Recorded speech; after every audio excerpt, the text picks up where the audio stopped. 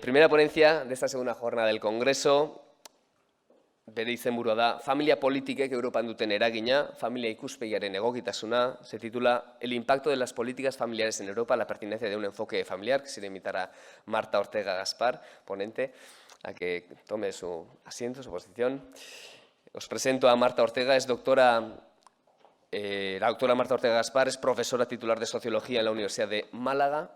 Su actividad como investigadora se centra en el estudio de la conciliación, nuevas formas familiares, el proceso de envejecimiento y el bienestar infantil y de los mayores. Ha sido investigadora visitante en las universidades de City London, Oxford y actualmente se encuentra participando en el proyecto Familens en la Universidad Católica del Sacro Cuore de Milán. Marta, cuando quieres. Eskerrik asko. Muchas gracias por la invitación, muchas gracias a los organizadores. Realmente es un honor poder estar hoy aquí debatiendo y reflexionando sobre conciliación, ¿no? En mi caso, sobre las políticas de conciliación. Entre los objetivos, ¿no?, que me he planteado para esta presentación, pues me gustaría promover, ¿no?, el debate, y como están diciendo esa participación, el promover el debate de la reflexión, ¿no?, para seguir mejorando las prácticas, que es lo que hemos hecho aquí. Por eso este foro me parece fantástico. Y yo voy a intentar ofrecer una panorámica de la situación en la que nos encontramos, pero con eso invitando a la reflexión de qué está pasando a nivel sociodemográfico, a nivel familiar, a nivel laboral, y un poco invitar a eso, a pensar si tendrá algo que ver, ¿no?, con las políticas, con las normas. Aparte, diréis, ¿no?, y lo vamos a ver con otros tipos de factores, porque ese es lo complicado, ¿no?, lo complejo de intentar entender y comprender a los seres humanos, que somos muy complejos, que la sociedad y nosotros cambiamos constantemente y que pues normalmente raro es el comportamiento que se explica por un solo factor, ¿no? Y bueno, también pues detenernos en la importancia que tiene la legislación, que bueno, la tenemos que tener como base, como guía, ¿no?, como ese abanico que nos ponía el otro día la compañera aquí, ¿no?, ese abanico que está sobre nosotros, toda la sociedad, nuestra vida a nivel individual y social. Vale. Pues antes de comenzar me gustaría haceros esta pregunta, ¿no? ¿Qué es lo más importante para ustedes, para vosotros, en tu vida? ¿Qué es lo más importante? ¿Qué es lo más importante? Ante la pregunta, ¿no?, ¿qué es lo que da sentido a la vida? En 14 de los 17 países de las economías más avanzadas del mundo se ofrece como primera respuesta la familia. O sea, me imagino que ya estáis fijando qué pasa en España. Eso es lo que yo, cuando vi estos datos y buscando y preparando para esta ponencia, que me ha costado más que otras, no sé por qué, me exijo mucho, porque es conciliación y es de las cosas que más me pueden gustar. ¿Qué está pasando en España? Yo no os voy a dar la respuesta, es difícil, pero algo está pasando. Esos datos son unos datos, no son... he intentado ver distintas encuestas y lo que traigo es un resumen. Son muchos sondeos de opinión que coinciden que siempre la primera opción en muchos países, la primera opción es la familia. ¿Qué es lo que da sentido a nuestras vidas? La familia, los hijos, la ocupación y la carrera, ¿no?, la ocupación y la trayectoria profesional. Estos son datos de la encuesta global de actitudes realizada por Pew Research Center de 2021. Y lo que se le preguntaba eso a la gente sobre qué considera más importante y esencial en su vida, y pues en primer lugar era la familia, ¿no? Como digo, esto es así aquí, pero ocurre igual y son las respuestas comunes en otros muchos encuestas en las que el 80 al 90% de las personas encuestadas suelen situar en su primera opción la familia. Bien. Hemos empezado la charla, él me ha presentado qué es lo que ha hecho, cuál es su trayectoria, y no he dicho nada de mi familia. Me gustó cuando ayer al presentar a algunas colegas dice, lo primero que han dicho es que tiene hijos, no tiene hijos. Pues yo he pecado de lo mismo, ¿no? En una sociedad como la nuestra es ¿a qué te dedicas?, ¿no? Bueno, en la canción muchas dice, ¿y tú de quién eres? Ese tú de quién eres ha quedado, ¿dónde se ha quedado el tú de quién eres?, ¿no? Soy madre de 2 hijos, me costó muchísimo conciliar. esa etapa y ahora me encuentro en otra etapa, porque pertenezco a la Sandwich Generation, como le llaman en inglés, ¿no? Soy generación sándwich total y ahora me encuentro cuidando a mi madre. Es casi un milagro que esté aquí. Bueno, el milagro se llama José Luis, que es mi hermano, y mi padre, que 2 varones, en este caso, que están atendiendo esa necesidad que ha aparecido de repente en mi vida, ¿no? A lo que voy, ¿no? Trabajo, familia y los distintos miembros de la familia que vamos a ver ahora. O sea, hay una serie de funciones sociales que cumplen la familia que siguen siendo esenciales, están ahí. Y si esa familia cambia y cambia de manera que no podemos predecir, ¿qué va a pasar con esas funciones sociales? Ayer se hablaron de muchos temas, entre otros, por ejemplo, los problemas que tiene España de salud mental, los problemas que tiene de salud mental entre la población más joven, ¿no? O sea, como decía, suspendemos en muchos rankings, ¿no? Parece que ahí también suspendemos. ¿Tendrá algo que ver? ¿Tendrá algo que ver? Lo dejo ahí. ¿No? Como digo, no traigo la varita mágica, yo traigo preguntas para que reflexionemos, lo pongamos sobre la mesa y nos demos cuenta de lo que estamos aquí, que ojalá se expanda a otros foros, a otros contextos, porque creo realmente, firmemente, que es fundamental. A modo de anécdota, cuando yo llevé este tema a mi departamento, yo trabajo en la Universidad de Málaga, un querido colega, amigo, y ya no está con nosotros, pero me dijo, ¿ese tema vas a elegir para la tesis? ¿Y eso da para una tesis? Claro, yo lo miré, ojos asesinos, como diciendo, era muy vacilón, o sea, ¿me lo está diciendo de verdad? O sea, y no hace mucho, en 2002 o por ahí, cuando lo planteé. Bueno, hoy en día ya veremos cómo en la directiva del 2019 de la Unión Europea y en esa Europa social que se quiere construir, entre los pilares básicos está la conciliación, ¿no? Como uno de los principales objetivos. Pero, bueno, vale. Como digo, la familia y las relaciones familiares son el soporte afectivo, emocional, el sistema de protección y ayuda mutua al que todos recurrimos. ¿Qué ha pasado con la pandemia? Más evidente no se ha podido poner. Y son principales agentes de socialización primaria, bueno, junto con la escuela, ¿no? Y otro tipo de los amigos, ¿no? Vale, bien. Pues bien, el imaginario social de que forma parte en los valores influyen en las normas y en el desarrollo de las políticas en las distintas sociedades. Las infraestructuras construidas por los responsables políticos reflejan los valores predominantes de una sociedad. Con una pluralidad de valores, la política tiene que encontrar la manera de servir a diferentes estilos de vida, ¿vale? Como decía, lo que entendemos por familia, la imagen que nos viene a nosotros a la mente puede variar de unas sociedades a otras, y eso también hay que tenerlo en cuenta, ¿no? Por ejemplo, en los países del sur de Europa, la imagen de familia, ¿cuál es? Normalmente, hasta la fecha, es el de que una familia extensa, una familia, padres, hijos, hermanos, primos, abuelos, ¿no? Tenemos ese concepto. Pero si pensáramos qué pasa en Centro Europa, ¿qué imagen le vendría a la mente al hablar de familia? Pues lo primero que suele venir a la mente es padre, madre, hijo, ¿no? Es la familia nuclear. En los países del norte de Europa, pues incluso un poco más allá puede venir a la imagen esa red de individuos, ¿no? Que mantienen una red de solidaridad, pero no tanto como lo de un grupo en sí.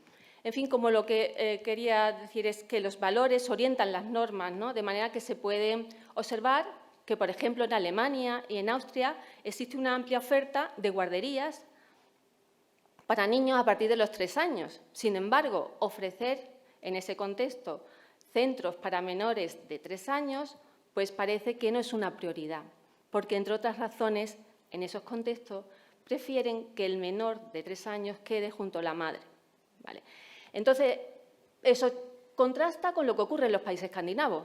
En los países escandinavos, o sea, no cabe la duda de que debe haber centros guardería desde la más temprana edad.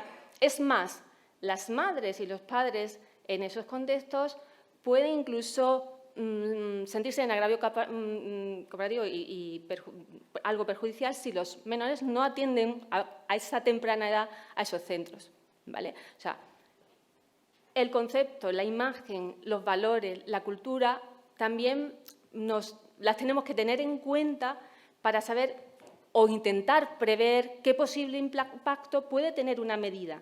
Por eso también me gustó mucho escuchar, bueno, casi toda lo que pude ayer, ¿no?, escuchar las distintas ponencias, pero decían, y creo que fue en la mesa de las empresarias, de los que representaban a distintas empresas, señalaban que, bueno, intentamos escuchar la necesidad, o estamos en eso, o sea, intentamos amoldarnos, no solo, claro, como empresa tienes que cuidar de tus intereses, pero conocer cuál es la necesidad, que en definitiva, cuando dicen, no traigo varita mágica, pero en definitiva un poco esa es la línea del acercamiento, de conocerla, de hacer los diagnósticos e ir a intentar, en la medida de posible, solucionar esto.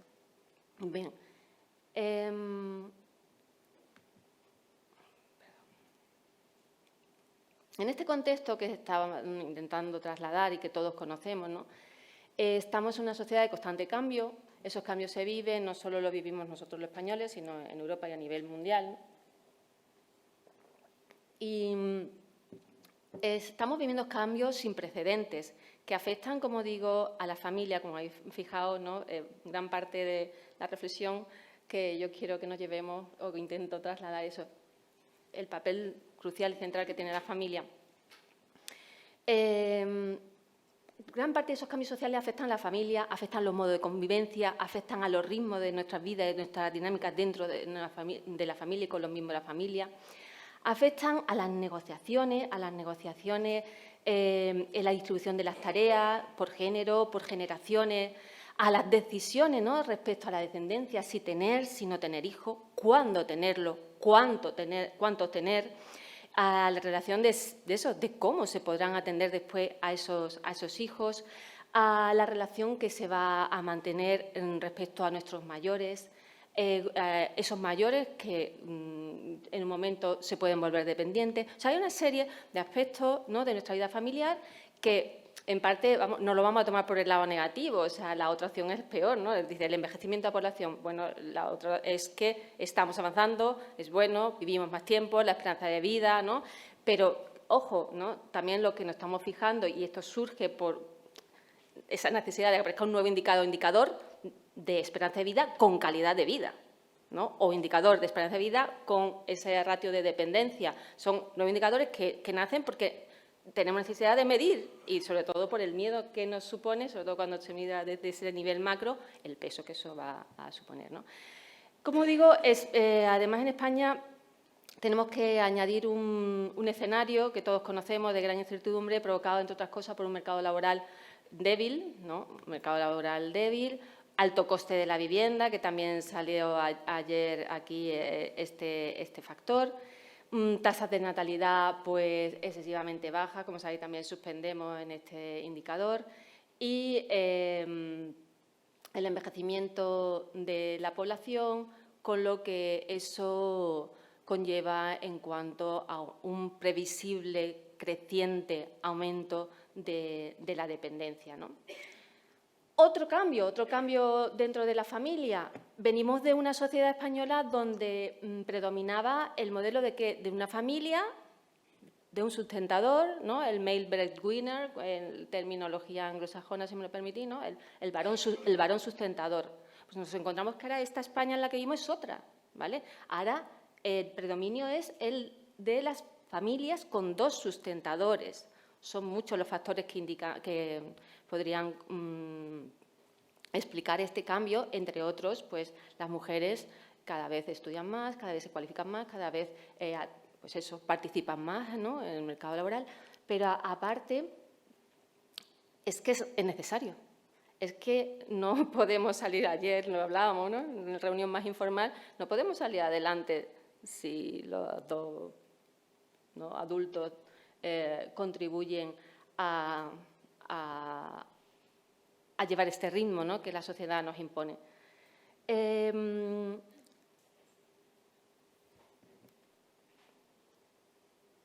Otro factor que estamos observando y que esto sí que es más característico de la sociedad española. Los jóvenes se van muy tarde de casa. La emancipación de nuestra población joven es de las más elevadas. Otra buena nota, ¿no?, que tenemos, ¿no? El 76% de los jóvenes españoles, entre los 15 a los 29 años, sigue conviviendo con sus padres. O sea, es una tasa, como digo, bastante más alta, superior a la media de la OCDE. Y entonces se retrasa ese inicio de la vida independiente o de la vida en pareja, y eso afecta también al ciclo de vida de pareja, al ciclo de vida familiar, a las relaciones familiares, ¿vale? Todo esto intento ofrecer algo, son cosas que sabemos, porque veamos el efecto dominó que puede, en parte también imbuido, ¿no?, porque le faltan expectativas. O sea, uno de los problemas importantes que vive nuestra gente joven ya no es solo que tiene problemas para encontrar trabajo, ¿no?, que lo tiene muy difícil, muy competitivo, sino yo creo que quizá el principal problema pueda ser ese, la falta de expectativa, ¿no? He partido de la pregunta, ¿qué es lo que da sentido a nuestra vida?, ¿no? Ayer creo que fue, qué mala memoria tengo, el motivador, ¿no?, en una de las primeras charlas nos decía, ¿qué vais a, Alfonso, gracias, ¿qué vais a poner en la lápida? Me encanta, ¿no? No sé si alguna vez lo habéis pensado vosotros, yo sí que lo pienso, ¿no? Y cuando me vaya, estoy leyendo un libro que me gusta mucho, no sé si lo estoy entendiendo muy bien, lo estoy leyendo, tengo el reto de leerlo en italiano, que es Ponerle el agua a las flores. ¿Lo habéis leído? Y es un poco la reflexión, es muy bonito, muy tierno, pero es esa reflexión, ¿no?, sobre epitafios que la gente pone cuando se van, ¿no?, sus seres queridos, ¿no?, y lo que recuerdo que les deja. No me voy a poner trascendental, pero quiero decir, ¿qué es lo que da sentido a nuestra vida? ¿Qué le pasa a los jóvenes? Cuando vemos las películas antiguas españolas, ¿no?, o te cuentan los abuelos, estaban ansiosos por irse de su familia de origen y crear la propia, entre otras cosas, pero no tenían las libertades que tenemos ahora, pero habían encontrado el sentido de su vida, ¿no? El sentido de la vida que ahora explica tantas cosas. En los trabajos, en los estudios sobre envejecimiento, el Ikigai, como lo llaman, ¿no?, que lo llaman los japoneses, hay un libro muy bonito que todo dice, ¿qué pasa en aquellas sociedades que son las más longevas del mundo? ¿Cómo lo explican? ¿Qué es lo que tienen? ¿Qué fórmula mágica? Contarnos, porque no es solo que vivan mucho, sino que viven mucho con calidad de vida. Porque una cosa es prolongar la vida con calidad de vida. ¿Cuál es? Y lo que viene a reflexionar este escritor, porque hace un estudio de campo, o sea, un estudio sociológico, antropológico, es que lo que tienen en común es un enorme sentido de la vida y un enorme sentido de comunidad, de entrega, de solidaridad, de implicación y de tener objetivos, entre otros, el cuidar de sus seres queridos, ¿no? O sea, ¿será que se nos están perdiendo esos jóvenes? No, lo dejo ahí, ¿no?, porque creo que guarda relación también con el tema de conciliación. ¿Qué más cosas? Uy, no sé qué he hecho aquí. Vale. La tasa de empleo de las mujeres madres varía, ¿no?, según la edad de los hijos, según el número de hijos y según la educación de las madres. Hablaba con Félix, ¿no? Me acordaba de tu nombre. Dice, es que una de las claves también es la educación.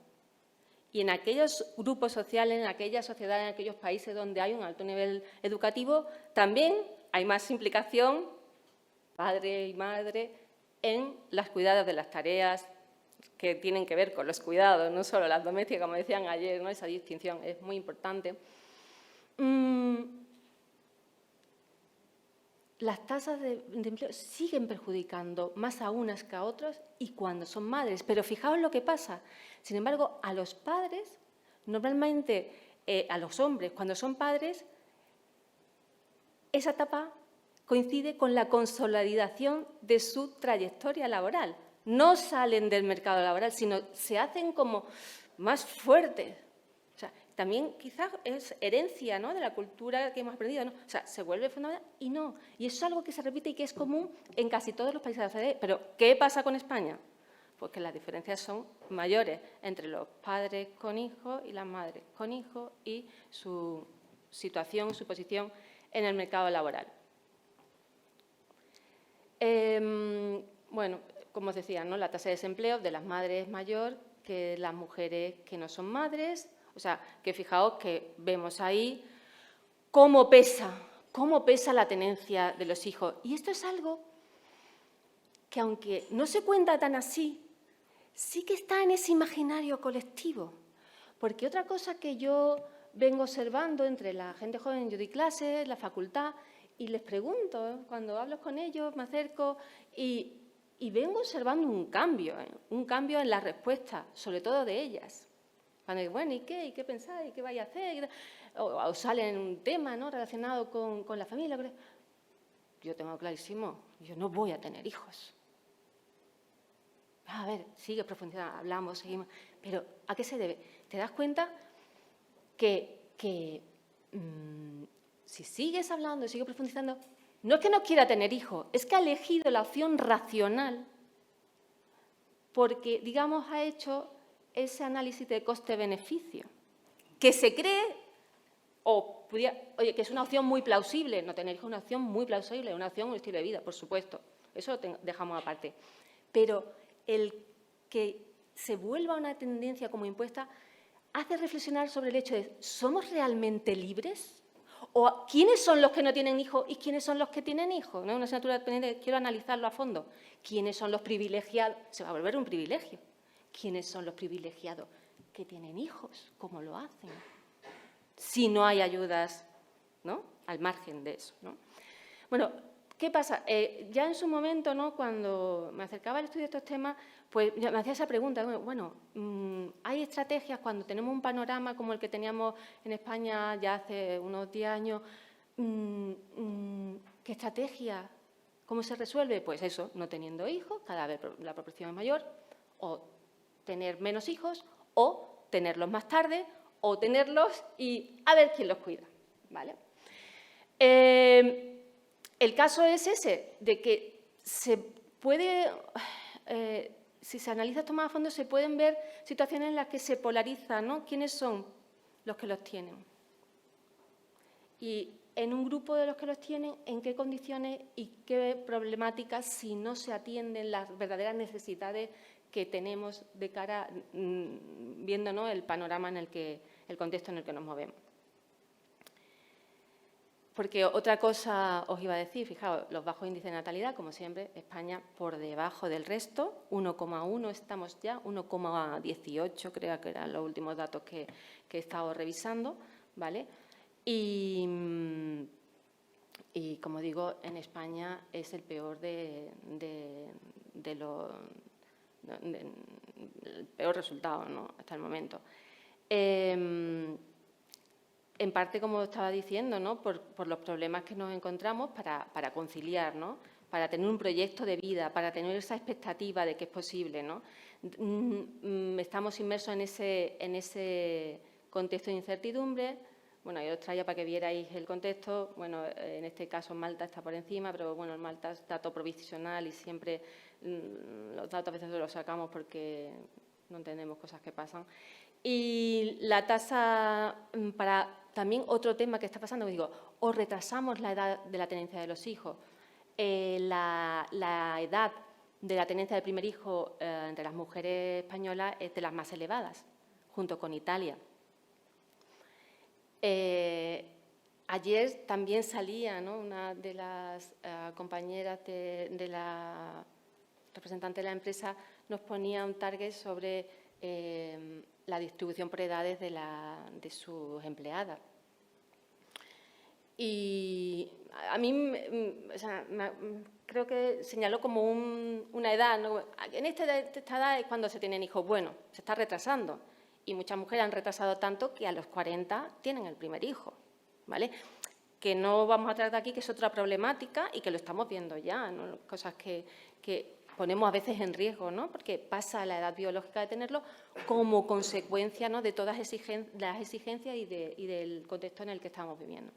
Pues, como os decía, ese retraso, en parte, yo lo veo así, me gustaría, como digo, estudiarlo en más profundidad. Ese retraso nos está diciendo que, en el fondo, sí que se quiere tener hijos. Podemos leerlo así, digo yo. ¿Creéis que podríamos leerlo así? Primero, no quiero tener hijos, o quiero tener un poco de hijos, pero al fondo, al final, cuando crees que has hecho ese encaje de bolillo, que nunca se termina de hacer, tienes tu primer hijo y te das cuenta de qué has hecho a los 40 teniendo el primer hijo, ¿no? Yo tengo compañeras con unas carreras brillantísimas a nivel profesional, en altos cargos en grandes empresas, que esperaron a los 41. Y hay muchas diferencias en cómo resuelves las cosas, ¿no? Claro, también depende después, la casuística es muy amplia. Pues bien, vámonos a las políticas de conciliación. Son las políticas que ya todos sabemos que están... un momento, porque no sé qué he hecho.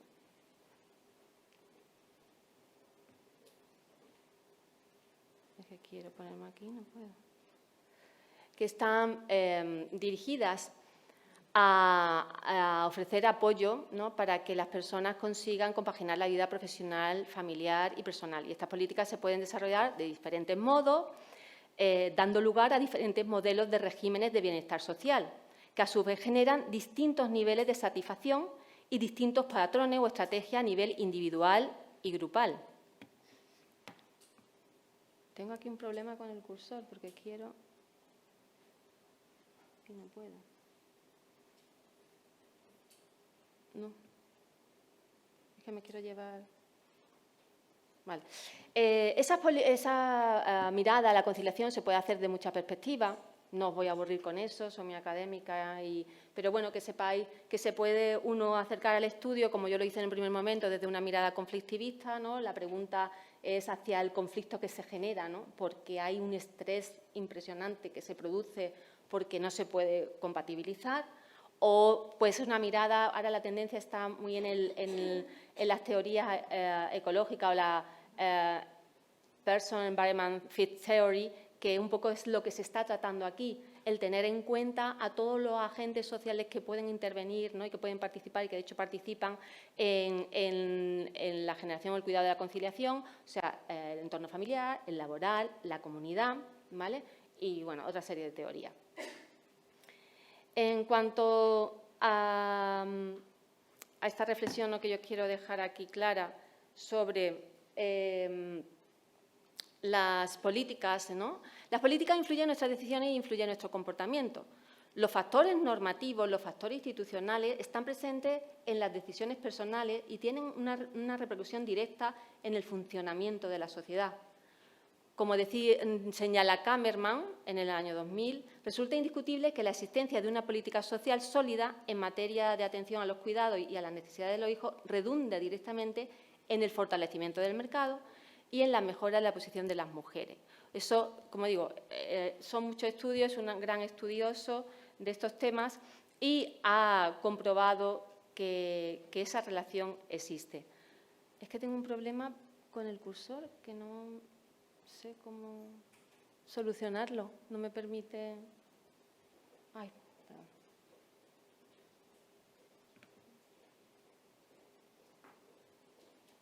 Perdona. Que no se movía esto. Esto pasa. Sí, esto sí. Vale. No puedo ver. ¿Quieres ver más abajo? ¿Qué quieres ver? No, pónmelo otra vez para que se vean las... Vale. Y ahora eso que yo puedo ir aquí. Ay, gracias. Eso es. Vale. Bien. Disculpad. Pues bien, en cuanto a las políticas de servicios para los cuidados, la Unión Europea, ya desde la década de los 90, reconoce manifiestamente la importancia y la necesidad de establecer medidas que vayan dirigidas a ofrecer servicios de cuidado a los hijos para permitir conciliar. La Unión Europea ha desarrollado una serie de directivas que obligan a los Estados miembros a incorporar en su legislación medidas destinadas a mejorar y hacer más compatibles las condiciones de vida y el empleo. Y se definen los casos en los que es aconsejable pues, un servicio de cuidado de los hijos, así como modalidades para su establecimiento, ¿no? Las directivas europeas establecen requisitos mínimos de obligado cumplimiento y que pueden y deben ser mejoradas por las legislaciones de los Estados miembros. En la cumbre de 2002 en Barcelona se formula una serie de objetivos concretos relativos al cuidado de los hijos cuando se ratifica el pleno empleo. O sea, el Consejo Europeo acuerda que estos Estados miembros supriman todo desincentivo para la participación femenina en el mercado laboral y se centren en cubrir todas las necesidades de los cuidados de una forma adecuada, ¿no?, para la previsible demanda que estiman va a haber respecto a esa necesidad de cuidado de los niños. Los objetivos relativos a la oferta de cuidados en el 2010 en Europa fueron, pues, sobre todo, por ejemplo, objetivos muy concretos, cubrir, por ejemplo, al menos el 90% de la demanda de cuidado de los niños de 3 hasta la edad de educación obligatoria, que es diferente según los Estados miembros, no, para todos no es la misma, ¿no? Y, por ejemplo, cubrir hasta el 33% de las necesidades de cuidados para aquellos que tienen menos de 3 años. En la actualidad, la Unión Europea quiere reforzar su dimensión social, quiere ofrecer a todos los ciudadanos europeos más derechos en la práctica y el Pilar Europeo de Derechos Sociales prevé, pues, entre sus prioridades, la igualdad de acceso al mercado laboral, unas condiciones de trabajo justas, la conciliación, lo que os decía antes, es uno de los puntos clave, ¿no?, la conciliación entre la vida familiar y profesional. La directiva relativa a la conciliación de la vida familiar, de la vida profesional de los progenitores y los cuidadores, porque esta directiva lleva ese nombre, introduce una serie de normas mínimas nuevas que, como digo, son esos mínimos básicos que debemos recoger todos los Estados miembros y, a partir de ahí, o sea, no quiere decir que nos quedemos ahí, seguir construyendo, pero quiere empezar a generar una mayor sensibilización en torno a estos nuevos problemas que están apareciendo, pero que antes, mirábamos hacia otro foco, ¿no? Sobre todo mirábamos a esa demanda de cuidado de los menores, pero lo que ahora se nos viene encima, hacia donde vamos, es a que tengamos una mayor exigencia por parte de nuestros mayores, ¿vale? Y no estamos preparados. No es que España no esté preparada, Europa no está preparada.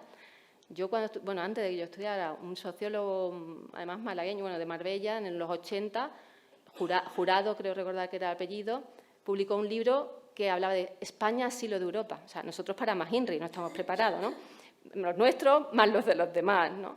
Y no estamos preparados. No sé si lo habéis observado en el tema de qué pasa en los hospitales, qué pasa en el sector sanitario, ¿no?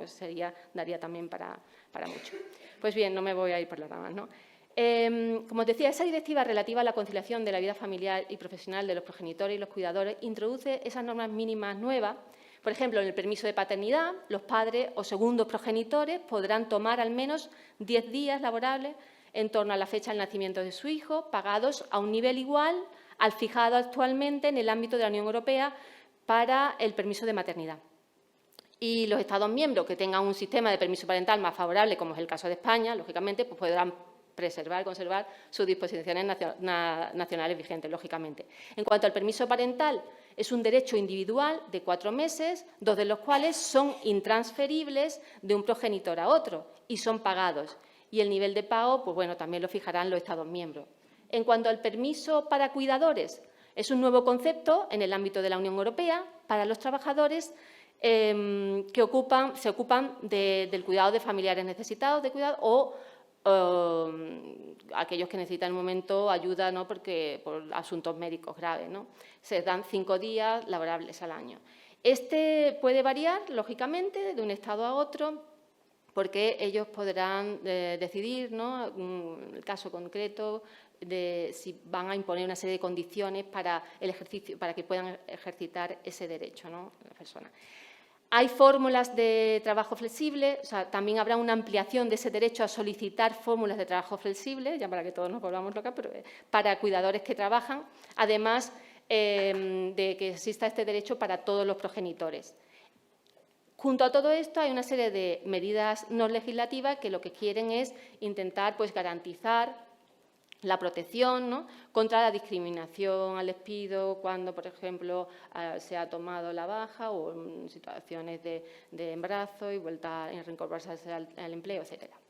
Bueno, ¿por qué es necesaria? Es necesaria, pues, por lo que estamos diciendo, garantizar la ampliación de este principio de igualdad y permitir que los progenitores y personas con responsabilidades puedan conciliar.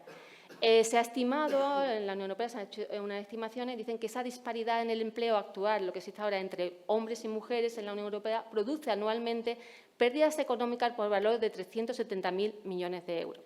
Y venimos fijaos que me voy yendo de esa idea que yo quería que inspirara esta presentación. La Unión Europea pensando en términos económicos, en términos como empresa, porque si no solucionamos este problema, no vamos a tener manera de atender ese peso que significan los mayores. ¿Vale? No nos lo están diciendo, pero está imbuida, ¿no?, en esa preocupación, ¿no? Porque, como decía, y como veíamos al principio, el imaginario colectivo reúne una serie de creencias, valores sobre los que se asientan las normas y esos elementos comunes de la cultura influyen en la demanda social y en el hecho de que unas determinadas políticas tengan más éxitos que otras, ¿no? Pero el desarrollo, ¿no?, de las políticas de conciliación en Europa, aunque, como digo, parten de esa base común de valores, tienen también una idiosincrasia.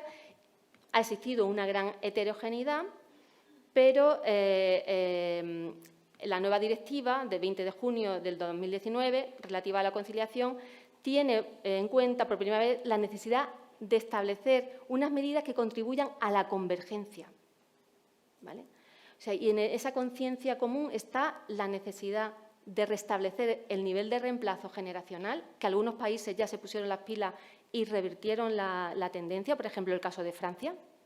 ¿Vale? Francia poco a poco ha ido, no quiere decir que lo haya conseguido del todo, pero ha cambiado.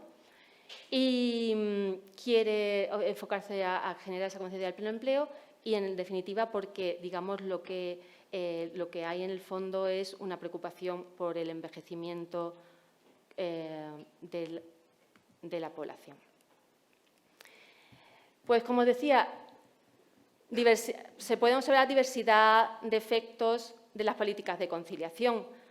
Como sugiere Campillo, unas políticas pueden ser familistas, otras políticas pueden ser desfamilistas o desfamiliarizadoras, ¿no?, como es un concepto que usa el primero que lo usa es Gottfried Spin-Andersen, un sociólogo danés asentado en España, en Barcelona.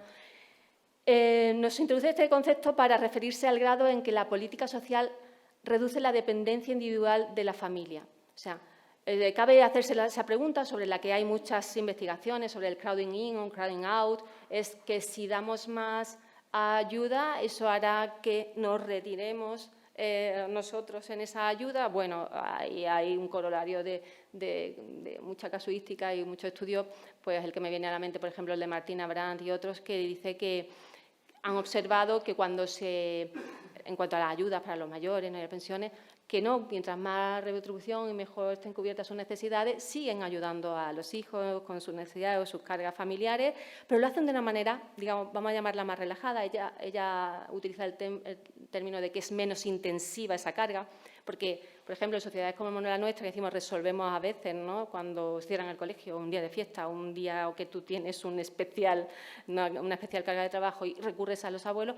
Bueno, pero ¿y esos abuelos o abuelas, ¿no?, porque normalmente son las abuelas, aunque eso también ha ido cambiando? Tengo un trabajito sobre qué está pasando con los abuelos varones, porque, claro, gracias a la esperanza de vida también los tenemos, antes que no los teníamos.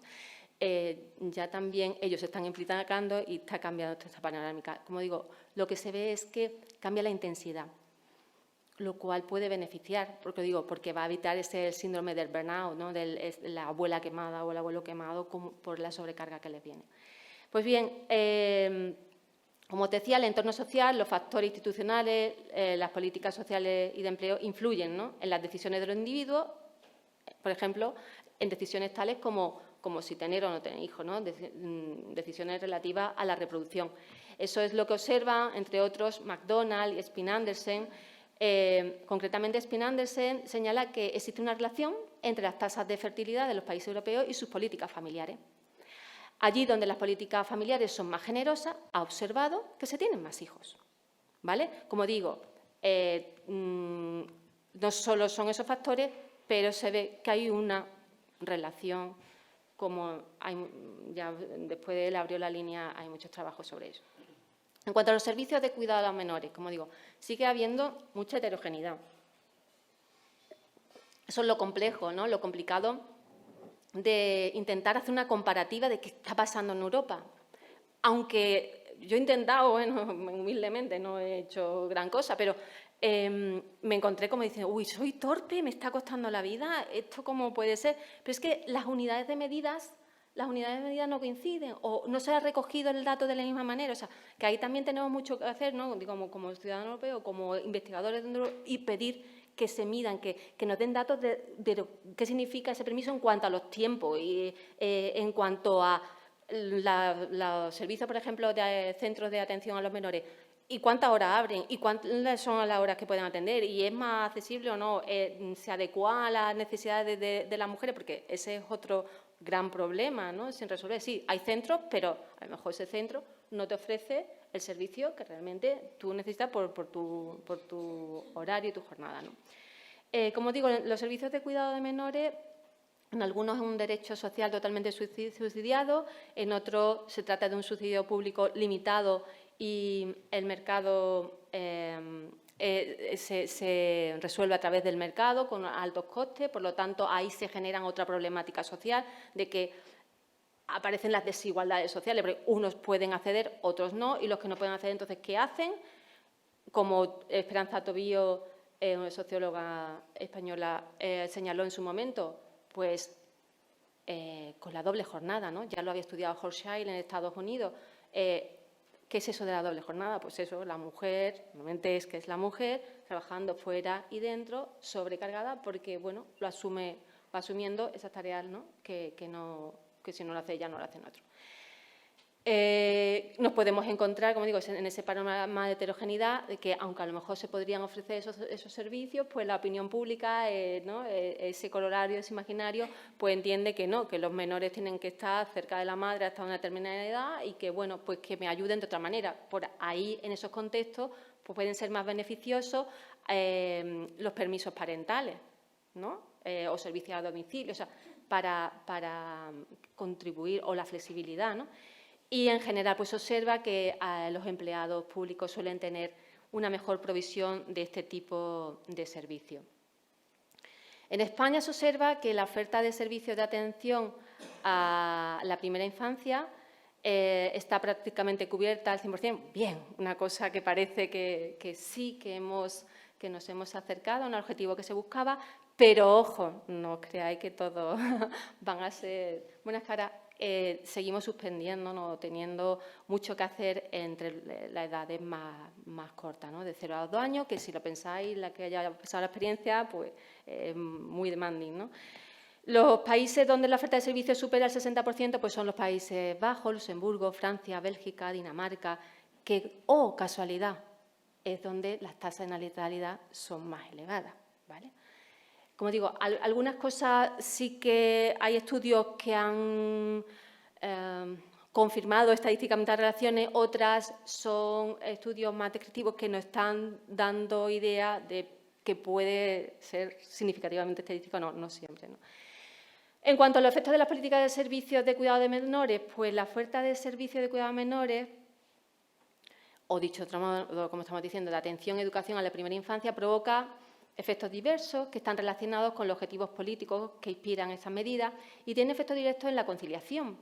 Por lo tanto, en las familias, en los menores, en la economía y en la igualdad.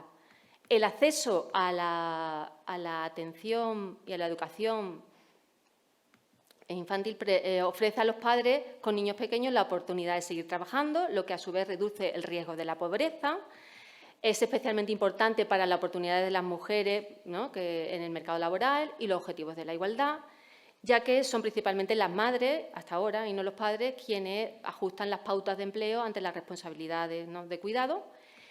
Las pruebas también sugieren que la participación en estos centros de cuidado de alta calidad tienen efectos positivos en el desarrollo cognitivo y social de los menores, y en particular se produce un efecto muy interesante, que es que suele ser muy beneficioso sobre todo para los menores que viven en entornos más desfavorecidos. O sea, hay muchas razones, por lo tanto, para promover, ¿no?, este tipo de ayudas.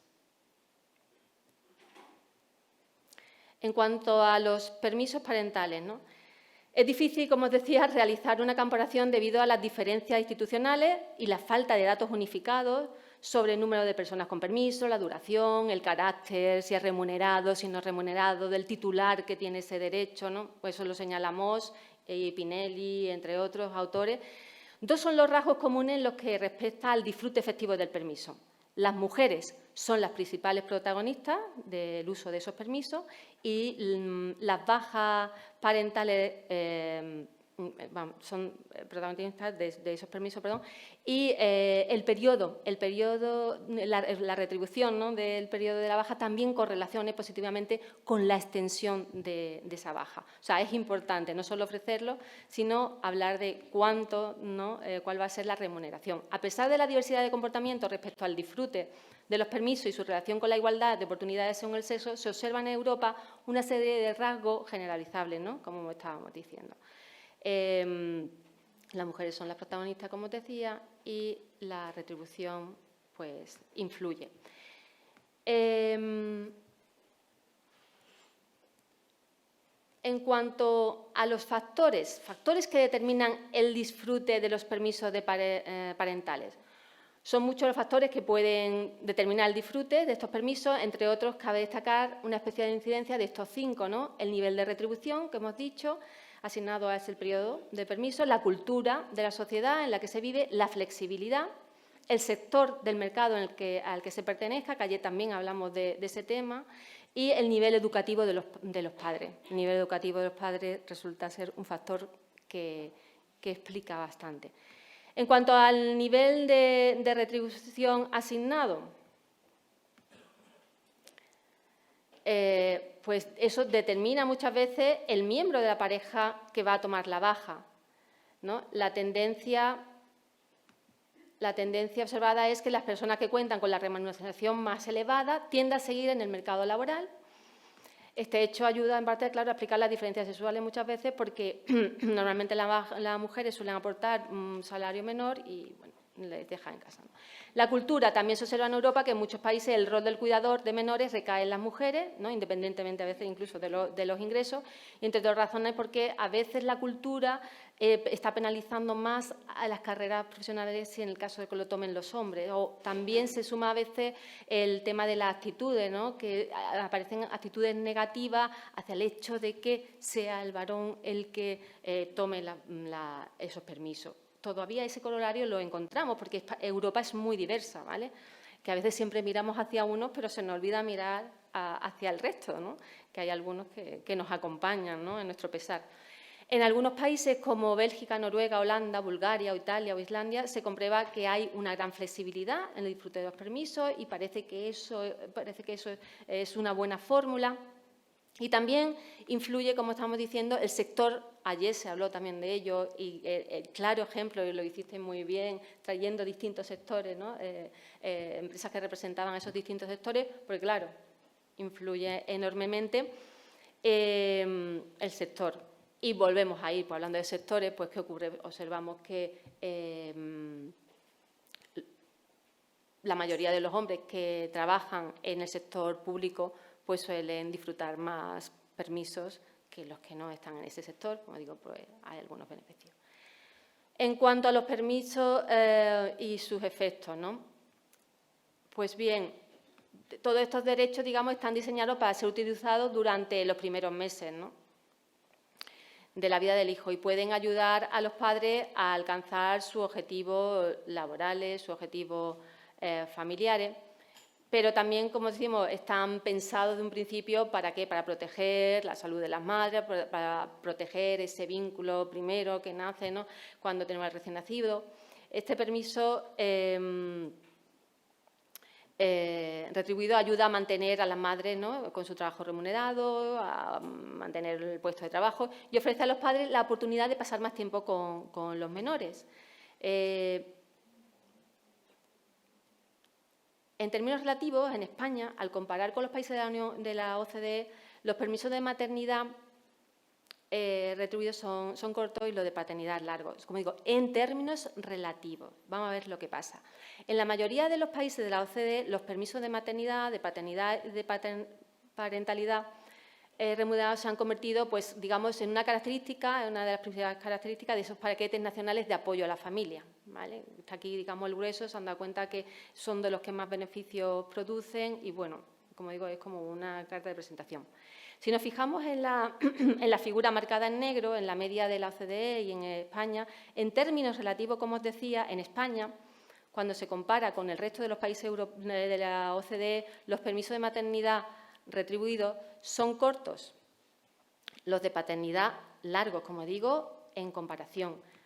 En cuanto a los permisos de maternidad, en la actualidad todos los países de la OCDE, excepto los Estados Unidos, cuentan con regímenes nacionales que ofrecen a las madres un derecho legal a una baja por maternidad remunerada, ¿no? Justo después del parto.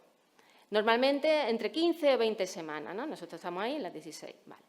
En los últimos años, las políticas de permisos remunerados se han utilizado como un instrumento para promover, como hemos dicho, la igualdad, para fomentar la redistribución del trabajo, también del trabajo no remunerado, que no hemos hablado mucho de eso, ¿no? Y un número creciente de países de la OCDE ha introducido los permisos solo para padres, como el permiso de paternidad retribuido y los derechos individuales de los padres, con el objetivo de ¿qué? De animar a los hombres en esa implicación y a pasar más tiempo con los menores. Los permisos de paternidad suelen estar bien pagados, suelen durar entre 1 o 2 semanas, como digo, ahí nosotros estamos sobresalientes, ¿no? Cum laude, y muchos países de la OCDE también ofrecen a los padres, y aquí está el tricky, ¿no? También ofrece a los padres permisos parentales adicionales remunerados y o permisos prolongados para el cuidado en el hogar. Esos derechos ofrecen a los padres pues, mucha flexibilidad, una flexibilidad, digamos, adicional para conciliar y permiten prolongar el tiempo de cuidado de los hijos en casa, ¿no? Por ejemplo, pues cuando faltan guarderías o faltan guarderías de calidad. Pero también puede utilizarse, por ejemplo, cuando surge una necesidad específica, que todos sabemos que surgen, o cuando el niño está enfermo, o cuando cierran temporalmente la guardería, o casos, ¿no? La duración de los permisos parentales para el cuidado de los hijos varía considerablemente de un país a otro. En la mayoría de los países de la OCDE, los padres pueden disfrutar de entre 6 y 18 meses de permiso parental y o de asistencia a domicilio. Pero hay una serie de países como Estonia, Finlandia, Hungría, la República de Eslovaquia y Francia, donde los padres pueden disfrutar de un permiso incluso retribuido incluso de 2 o 3 años. ¿Vale? En el caso de España, vale, genial, gracias. En el caso de España, España tiene el permiso de paternidad retribuido más largo y generoso, como hemos dicho, pero como el país no ofrece un permiso parental retribuido adicional, la duración total de los permisos retribuidos, la suma del permiso de maternidad, de paternidad y de parentalidad, se sitúa en el tercio inferior de los países de la OCDE. Más concretamente, el permiso de maternidad en España dura 16 semanas, 2 semanas menos de la media de la OCDE, que es 18,1 semanas, y desde enero de 2021 se conceden los mismos derechos al otro progenitor, lo que convierte, como decimos, este permiso pues, en el más generoso, ¿no? Pero, como decía, a diferencia de otros países de la OCDE, España no ofrece ese permiso parental adicional remunerado que ayuda mucho, sobre todo en esos momentos de SOS, ¿no? Y que ayuda mucho con la conciliación, sobre todo una vez que se han transcurrido los primeros meses de vida del menor, ¿vale? En los países de la OCDE, ese derecho parental retribuido suele consistir en un pago de un determinado número de semanas que los progenitores pueden dividir como consideren oportuno, ¿vale? Y en teoría esos permisos ofrecen a otros progenitores la posibilidad de disfrutar de un permiso parental retribuido y lo que ocurre es que se sigue observando también en los países de OCDE que en la práctica lo suelen tomar más todavía las madres que los padres, ¿no? Ahí está pensando cómo mover. Los padres suelen ganar más que las parejas y a veces la retribución no compensa y por eso, pues, también influyen las actitudes sociales y, como os decía, también influyen, por ejemplo, los niveles de educación. ¿Alguna experiencia fallida? Siempre, porque digo, siempre miramos hacia arriba, ¿no? Con todo lo hacen bien. Bueno, también es que experimentan, que lo importante, como le digo yo a mis alumnos, no importa equivocarse, la cosa es intentarlo, ¿no? Bueno, Suecia experimentó con una bonificación fiscal por igualdad de género para parejas que se repartían más equitativamente el permiso, pero, bueno, entre que era muy costoso y que se vio que no tenía mucha repercusión, pues ha sido una medida que no parece que no sirve, o no sirve en ese momento o no sirve en ese contexto, porque es otra cosa. A lo mejor una medida en un momento determinado no va, pero a lo mejor podemos volver a ella en otro contexto, ¿no? Para estimular la participación de los hombres, como digo, en todo este puzzle, ¿no? No hemos hablado mucho todavía de esa implicación paterna, que es otro factor que ayuda enormemente a la conciliación. Como digo, yo estoy aquí gracias, ¿no?, a esos hombres que están contribuyendo a que compagine mi vida profesional con mi vida de cuidadora familiar, ¿no? Como digo, para estimular la participación de los hombres, varios países de la OCDE conceden a los padres y a las madres sus propios derechos individuales de permiso parental retribuido sobre la base de usar o perder, ¿no? Estos derechos pueden adoptar distintas formas. Las más comunes son las cuotas de papá o mamá, es decir, parte específica de un periodo global de permiso parental que se reserva exclusivamente para uno de los progenitores. Por ejemplo, en Islandia, en Suecia, la cuota papá ha hecho que se duplique el número de días de permiso parental tomados por los hombres. Otras opciones son el periodo de bonificación, en los que una pareja puede optar a semanas o meses adicionales de permiso remunerado si ambos progenitores utilizan una determinada cantidad de permiso compartido, como es el caso, por ejemplo, en Alemania, ¿no? Se ha comprobado que los permisos individuales aumentan el compromiso de los padres hacia sus hijos.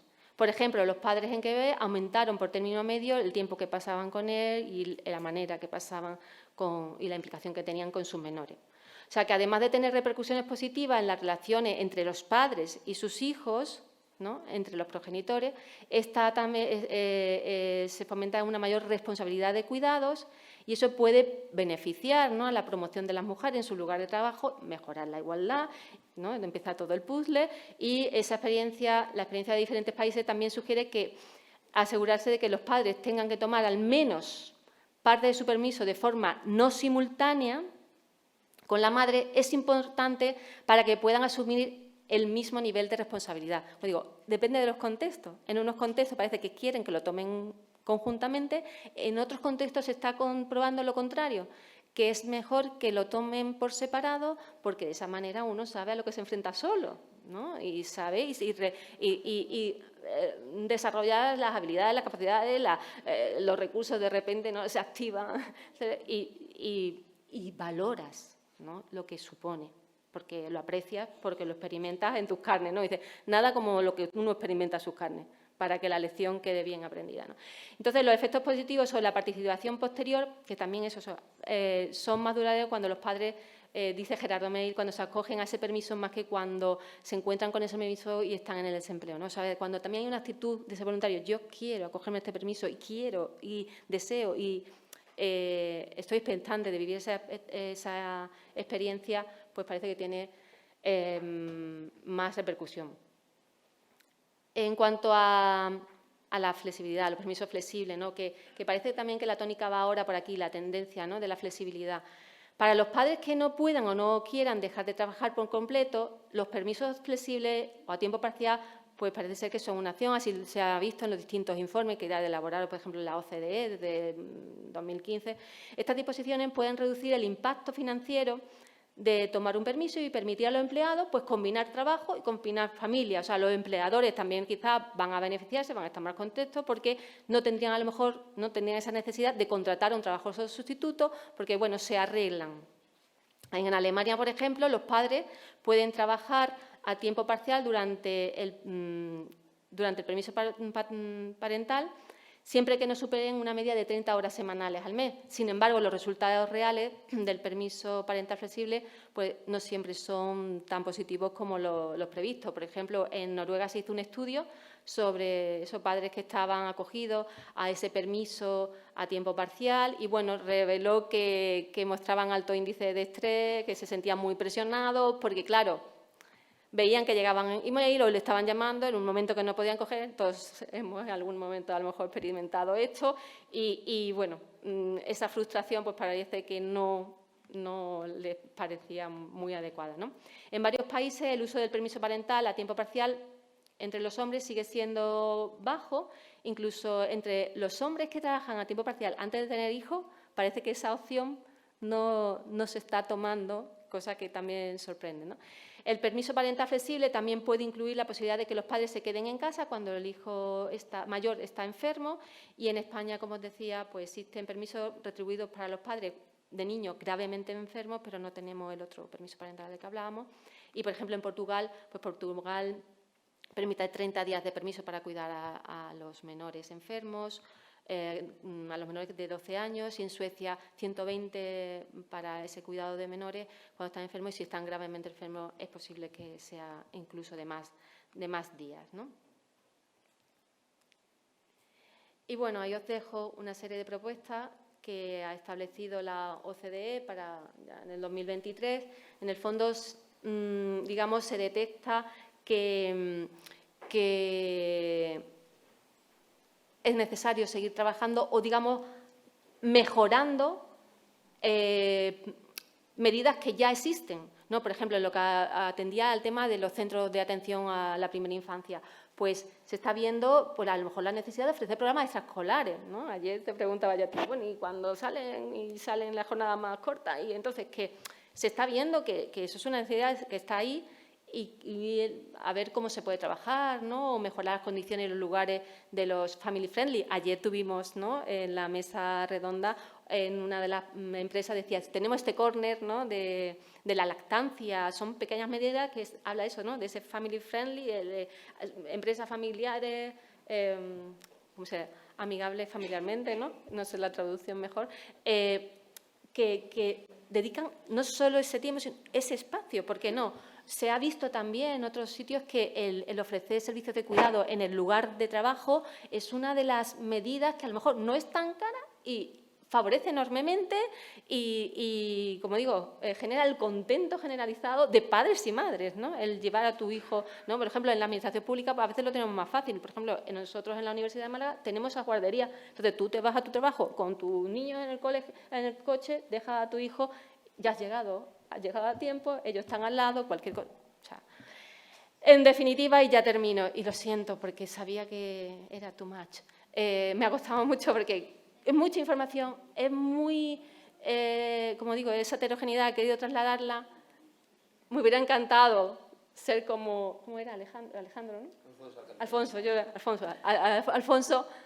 ese es mi reto para la próxima, pero es que quiero eso, quería daros mucho. En definitiva, ¿qué sacamos de esto? Y por decir una cosa, porque hay otras que no están aquí. La corresponsabilidad, en definitiva, es de todos. Familia, yo lo ponía en el centro, ¿no? Porque lo ponía en el centro, os voy a decir por qué, porque todo tiene un porqué. Me encuentro ahora mismo en una estancia de investigación en Italia. Bueno, ahora mismo me encuentro aquí y cuidando y viajando, cogiendo el avión para conciliar todo lo que puedo. Y estamos muy preocupados, estamos focalizados en estudiar todo esto que hemos hablado, pero teniendo en el centro a la familia. Y es un gran reto, es un proyecto nacional de unos 3 o 4 años, a nivel nacional en Italia, que se trae un modelo de los Estados Unidos y en el que se quiere recabar información a todos los niveles, a nivel de salud, a nivel psicológico, a nivel de conciliación, pero preguntando sobre el impacto que las medidas que existen o de las que no existen piensa que tiene en sus unidades familiares.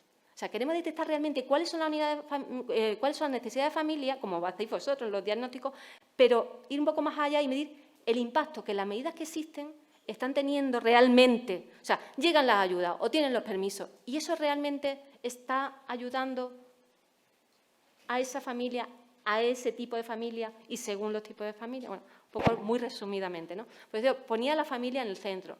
Pero es verdad que estudios como eso no se han hecho. Hasta donde yo sé, ahora en Italia, en lo que es Unión Europea, el primero, el otro en Estados Unidos sí, ¿no? Que es un contexto muy diferente al nuestro. Pero eso, la corresponsabilidad de todo, familia, instituciones públicas, asociaciones comunitarias y empresas, ¿no? La coordinación entre familias, agentes sociales de carácter público o comunitario, digamos, todos somos necesarios, todos debemos estar implicados y, en definitiva, y vuelvo a insistir y agradecer, foros como este nos hacen recordar la necesidad, ¿no?, de que todos, entre todos, caminaremos, como bien habéis elegido, abriremos y seguiremos perfilando ese camino para una buena conciliación. Muchas gracias. Eskerrik asko.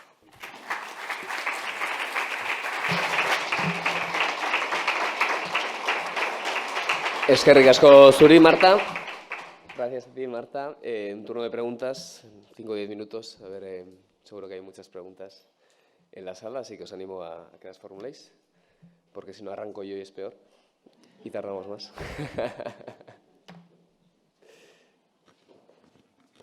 Ya va. Hola, buenos días. Gracias, Marta, por tu intervención. Respecto a este estudio que has comentado ahora mismo, los datos que se van a recopilar, bueno, primero me gustaría saber quién lo impulsa y, en segundo lugar, los datos que se van a recopilar, has dicho que se hace en Italia, ¿solo van a ser datos de Italia o a nivel europeo?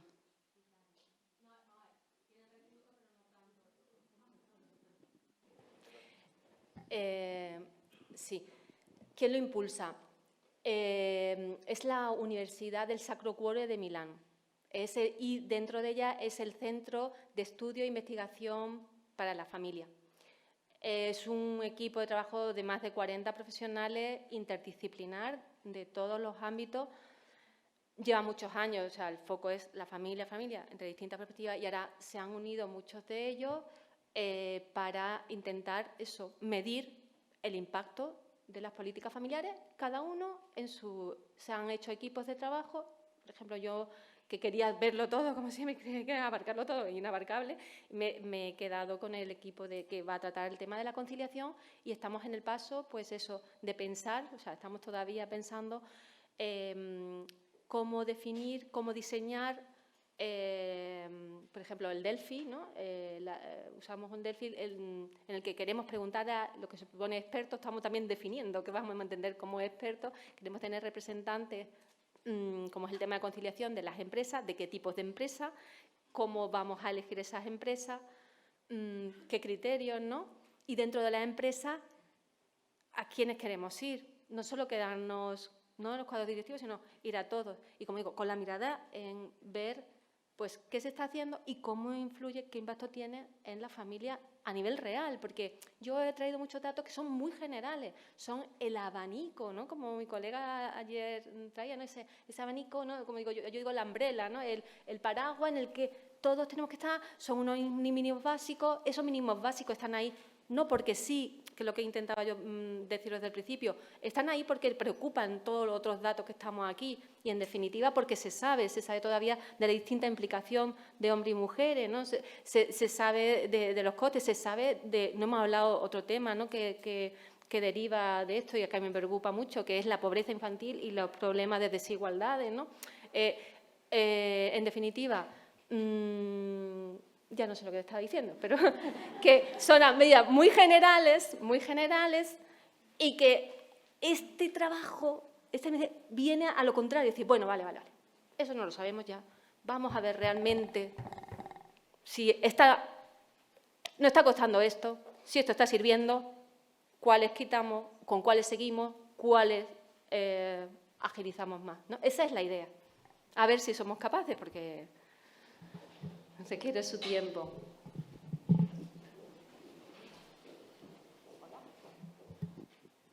Bueno, gracias por tu exposición. Un trabajo enorme estas comparaciones. Yo respecto a lo que has comentado antes de las políticas europeas que parecen más económicas que sociales, ¿no? Claro. Todo lo relacionado con la conciliación, incluso con la igualdad. Es que a mí la sensación que me da al final es que se va todo al mundo de cómo ahorramos dinero, cómo tenemos personal para trabajar, ¿no? El derecho a cuidar y no a ser cuidado, que es al final la base de la vida, ¿no? Que el derecho no tiene que estar a flexibilizar para cuidar, sino el derecho como ser humano, por el mero hecho de existir, a ser cuidada. Entonces, desde ahí, o sea, una persona que no tiene hijos tiene menos posibilidades de ser cuidada que una persona que tiene 2, 4, 5 o 6. En el contexto actual, sí. Es que es así, ¿no? Y supongo que Esa y a mí me da encanta, mucha gracias, pena. porque es la reflexión, o sea, lo que yo quería generar Sí. es que, claro, se hacen los números y eso digo, es que estamos, o sea, en ese contexto en el que estamos a nivel político, pero se está pensando en mayores beneficios y que las arcas compensen, pues, y no nos damos cuenta, es que no nos damos cuenta de lo que está por venir. No nos damos cuenta. No sé, la sociedad como la japonesa, ¿no? Es verdad, lo he hablado con Félix, todo está en la educación, porque yo muchas veces me pregunto, ¿por qué en el colegio no se empieza desde ya a inculcar lo que acabas de decir? Cuídate la alimentación, el ejercicio, ¿por qué no el yoga? No, o sea, es que deberían ser centrales, porque esos niños de hoy van a vivir 100 años. ¿Cuántos de esos 100 años van a ser de calidad? Depende de los primeros años. Entonces, desde mi perspectiva, ¿no? O lo que me mueve muchas veces estas reflexiones es darnos cuenta de que parece que o sea, matamos mosca cañonazo. O sea, vamos al corto plazo y vamos a tapar los parches, pero no nos damos cuenta del ciclo de la vida. Es otra manera de mirar todo esto. Es que es un curso vital, es un ciclo de vida. ¿Cómo queremos que sea ese ciclo de vida donde la persona, el ser humano, completo, esté reconocido y sea un derecho, ¿no? en todo su amor. ¿Y hay alguna política que esté yendo por ahí? Tú que conoces más ampliamente. Mira, si te digo la porque verdad, desde luego la europea no. No, te voy a decir la verdad. Es otra asignatura que tengo. O sea, no es que lo tengo que hacer, es que me he comprometido. Estoy en ello. O sea, estoy en un... Lo que pasa es que, bueno, las circunstancias... Con esta profesora, ¿no? La profesora Carrá, que es la que me ha preguntado la compañera en el contestado, es Elisabetta Carrá. Elisabetta Carrá es la líder del proyecto. Me preguntaba eso y dice, ¿por qué no haces? Y miras lo que tú me acabas de decir, ¿qué pasa con esas políticas familiares, con esas políticas de conciliación y políticas familiares que ponen el centro en la familia, ¿no? Y me puse a leer. Y lo que más me sale, o sea, a dónde llego, la investigadora, ¿no? Pues ahí tengo varios libros que todavía no he leído, no te puedo contestar bien. Hemos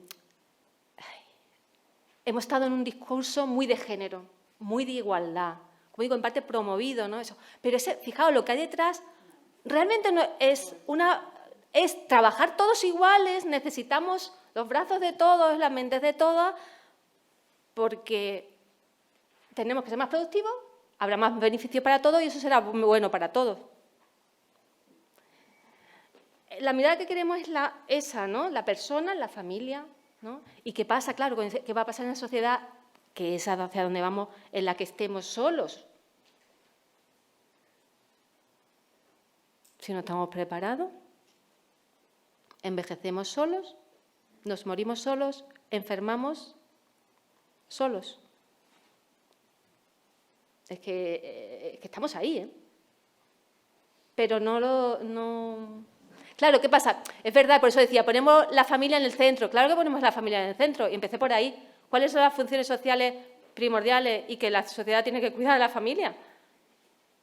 Porque la ha cubierto la familia. Yo recuerdo en mi familia, mi tía bisabuela, mi abuela, mi bisabuela, que murieron en casa, en su cama, y todos los demás alrededor cuidando. ¿no? Quiero decir que es que cumplimos funciones vitales en todo el curso vital. Unas veces estamos en un momento mayor demanda, otras veces más relajado, pero y a todos los niveles, como digo, el emocional, el psicológico, los valores. Si no tenemos tiempo ni para llegar a hacer la comida. ¿No? A Araceli ayer me encantaba porque dice que ¿cómo le voy a enseñar a mi hijo esto? Araceli, no te despistes. Me decía, ¿verdad? Y dice, claro, es que tenemos que tener ese tiempo, ese modelo, ese ejemplo. Porque es en la familia donde lo vamos a transmitir. Somos seres humanos, imitamos, ¿no? Y así es como aprendemos imitando a los demás. Muchas gracias.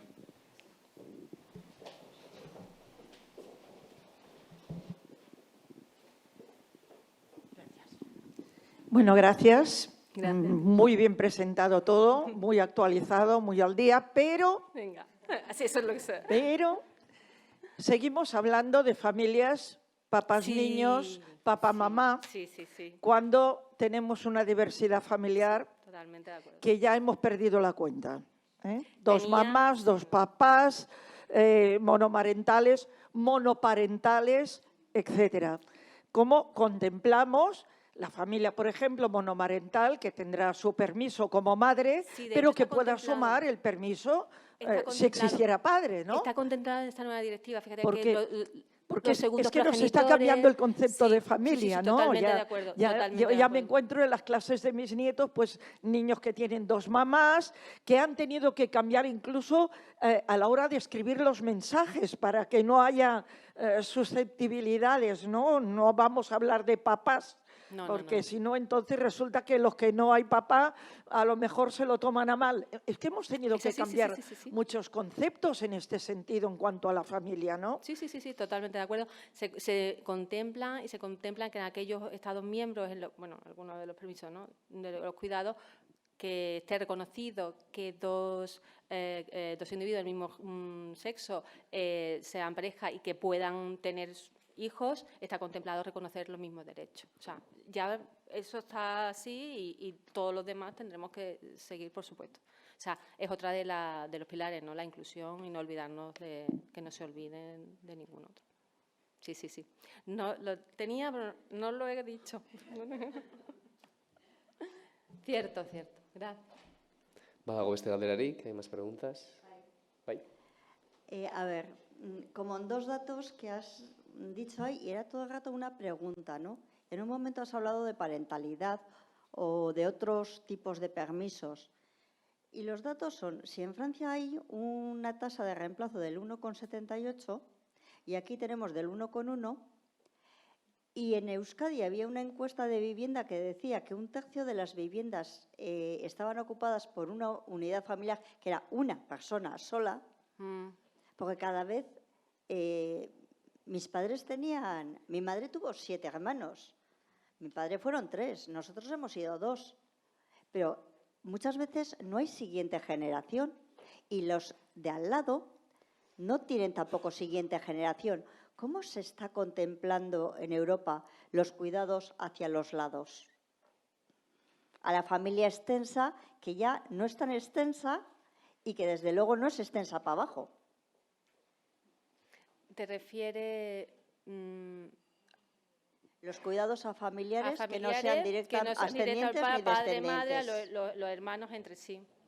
U otro tipo de allegados que forman las familias de elección. Sí, sí, no. De hecho, tampoco lo he dicho, pero en esos cambios, principios de cambios en los modelos de convivencia, ¿no?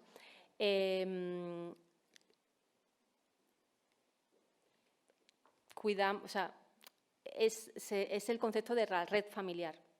Y en esa red familiar, el cuidado que podemos tener con el hermano, el primo, incluso a veces el vecino, ¿no?, otro miembro cercano de la comunidad.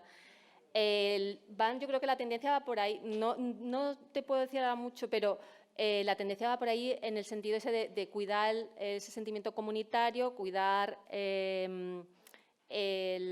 personas de la misma generación que compartan, ¿no?, una manera, un estilo, un ritmo. Yo creo que no sé cuánto hay hecho, ¿no? La verdad no te lo puedo decir, pero sí que es verdad que es una tendencia sobre la que se deberá trabajar, efectivamente. Se está haciendo. La pregunta es, ¿se está trabajando, se está presente en la mente de esa conciencia colectiva? Yo creo que mucho no. Eso más... A ver, lo que me viene a la mente no es exactamente eso. Yo creo que la necesidad está llevando a la practicidad, o sea, sí que se estarán dando casos, pero no están regulados. O sea, la práctica nos va a llevar, o sea, aquí va a surgir lo contrario. Esas experiencias van a llamar la atención de que desde el ámbito político se recoja, creo yo. No, porque de hecho, lo que me viene a la mente no tiene mucho que ver, pero esas cooperativas de mayores que se unen y dicen, vamos a hacer como si fuera la residencia, pero son nuestras casas. Y no, va un poco en esa línea, ¿no? De, oye, que no tengo quien me cuide y yo me llevo bien contigo, y a veces sale incluso de la red familiar. Son tus buenos amigos que te acompañaron desde la tienda de infancia o tu vecino que ha estado contigo a tu lado. Pero la verdad que no sé lo que se está trabajando. Bueno, creo que... Pero tiene que haber experiencia, ¿eh? Lo buscaré. Sí que hay en Alemania. Creo que va a haber conversación para el café. Yo, aita de 3 hijos, tenía aquí 4 o 5 preguntas también, así que me estoy reprimiendo mucho en este congreso, no puedo preguntar mucho, pero la gente participa y eso es bueno, que la gente participe, pero me deja a mí sin participar, paradójicamente. El café me lo cuento. Bueno, Marta Ortega, eskerrik asko, muchas gracias por tu Muchas gracias. intervención. Eskerrik asko.